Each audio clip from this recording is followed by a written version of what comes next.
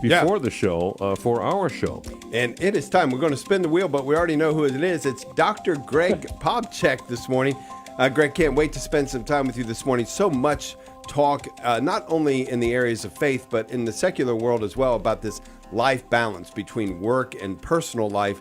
And priority tends to fall more, even in that discussion, on work. You've got a little different angle on that.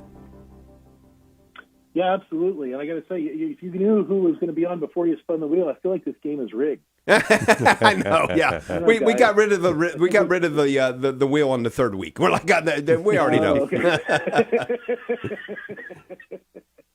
But yeah, we're talking about prioritizing family time, and we did a study that I've mentioned before through Georgetown University, like a Center for Applied Research in the Apostolate, into families who successfully raised all of their kids to a faithful adulthood. And we identified 12 habits that these families intuited that we then teach all families through our Catholic Home app how to live out. And the very first one is the idea of prioritizing family time. Most of us think that family time is going to spontaneously happen, and we hope to get it as, in between all the other stuff that we've scheduled for work and activities and you name it. But on average, studies show that American families get about 30 minutes a day together, where they really need between 1 and 2 hours to have a satisfying and full family life. And think about it, as Catholic families in particular, if we want to disciple our kids into a faithful adulthood, how can we model and teach and support them in everything they need to know to live a Christian life in 30 minutes a day? It's just not possible, right? And so we need to be looking at our schedules more intentionally and thinking about putting family time first and then scheduling other things around it. I mean, I remember, when I was a kid, my parents were working with me to figure out what kind of activities I could be in and what we could do as a family. We always kind of looked at, we want to make sure that we're getting family meals, that we get our family day on Sunday, that we get a game night, and then, whatever else we can fit in around that is fine. But that's really not how most families approach scheduling things. They say, okay, well, we need to do this for school, and we need to do this for work, and we need to do this for the parish, and we need to do this other thing, and then we'll hope that family time fits in there somewhere.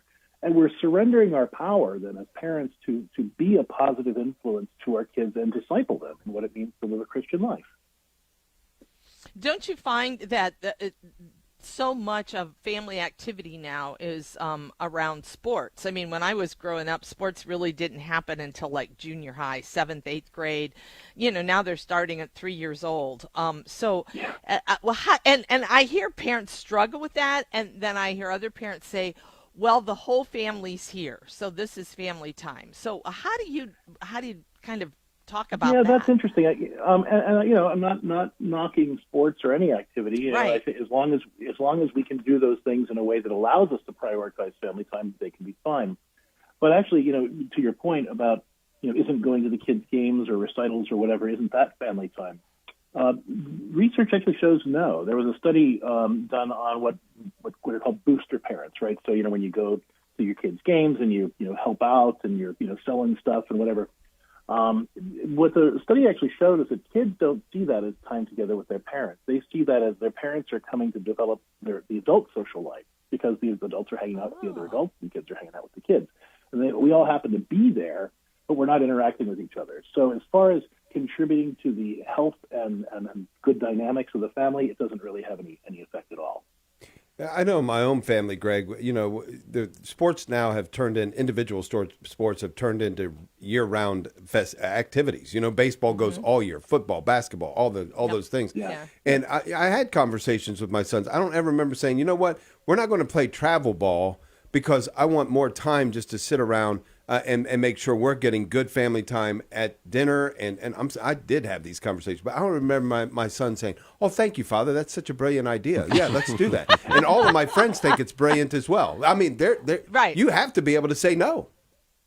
You do. You have to say no. And I have to say, though, when even if the kids push back a little bit on this, as long as we make sure that, family time, quote unquote, isn't just sitting around and staring at our devices or staring at each other, but actually doing something together. It's purposeful time. It's time that we, that we're working on a project together, or that we're praying together, or that we're playing together, that we're talking with each other. kids really do love that.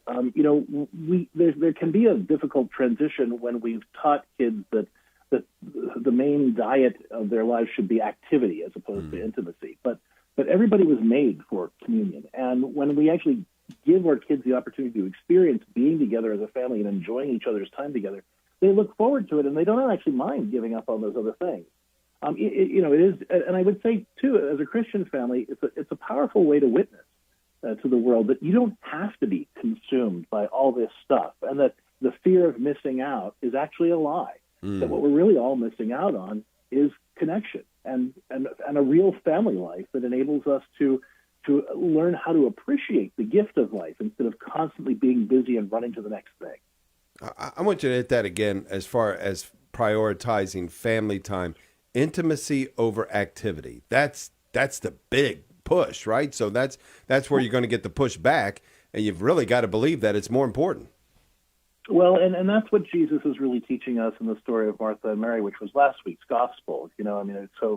Mary and Jesus are talking together, and Martha's doing all the stuff to get ready for for their dinner and everything, and then she gets mad, and then Jesus, won't you tell Mary to come help me? And Jesus is saying to you, she's chosen the better part. That's not to say that doing the stuff and getting things done isn't important, but we need to make sure that we're paying attention to our relationships while we do that, and doing everything we do in a way that makes space for relationship and for connection. And that's, the idea that intimacy is preferred over activity for the Christian life. That's really what Jesus was teaching in that gospel. And Christian families need to practice that so that we can experience God's grace in our homes, and so that we can witness to the world the difference of a Christian family life. And as far as you mentioned, prioritizing family time is not only good for the family, but a foundational aspect of family spirituality. Why do you say that? Yeah. Well, think about this. Okay, so in a monastery, right? It's not, the monks just don't think of the liturgy of the hours as their spirituality, or their prayer time as spirituality. It's the way they structure their whole day. So the way they mop the floors, the way they make the fudge, the way they do the stuff they do, it's all part of that. And so we need to start thinking of family spirituality not just as the prayers we say or the charitable works we do, or the practices we engage in, but how we actually plan our day and schedule the time together to make space for God and for each other and for connection. Awesome. Some great points. Dr. Greg Popcak, thank you so much. We picked a winner today. Of course, every week when we pick a Popcak, we pick a winner. But we appreciate you being on. Have a great day. We'll be listening later today. Thank you.